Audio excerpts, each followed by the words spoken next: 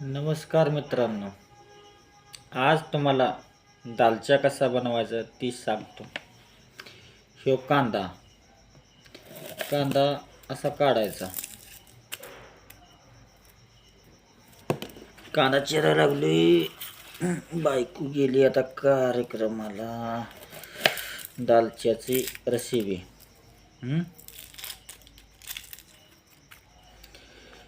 ही 2 कांदा चिरून झालं बरोबर. दालच्यासाठी काय काय लागते सामग्री तुम्हाला दाखवतो.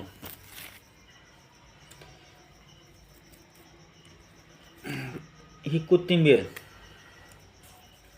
निसून टाकली पाहिजे.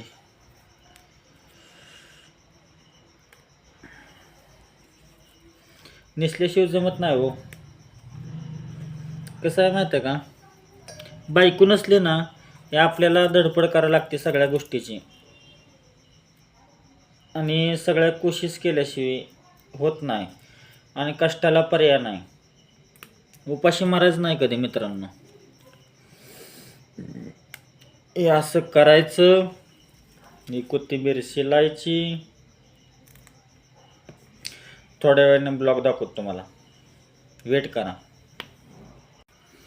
संगम चटणी आता ह्यो पुडा फोडणार आणि ती दालच्यामध्ये टाकणार, आणि ही दालच्याची पुडी त्यातले अर्धेच यूज करणार बरं का मी.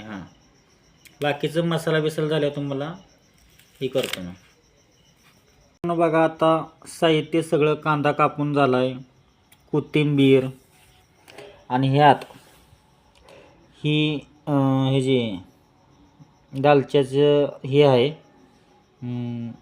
दालच्या पावडर, जिरं, चटणी, मोहरी, कोथिंबीर, कांदा, आणि इकडे बघा हे दालच्या आमचा.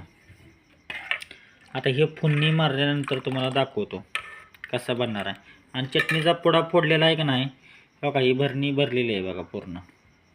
तुम्हाला फोडणी मारताना दाखवतो मी.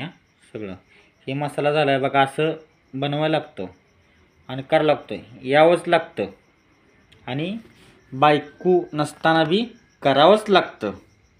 नात करते काय, करावंच लागतं. आता हे कांदा शिजायला लागलाय बघा. आता कांदा टाकलाय, हे दालच्याचा कांदा.